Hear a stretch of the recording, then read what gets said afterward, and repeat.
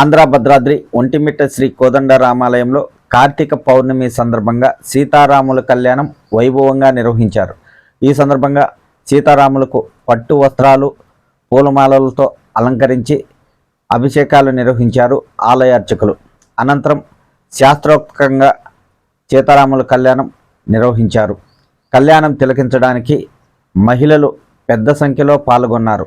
కళ్యాణం అనంతరం భక్తులకు తీర్థ ప్రసాదాలు పంపిణీ చేశారు సిబ్బంది. ఈ కార్యక్రమంలో టీటీడీ అధికారులు పాల్గొన్నారు.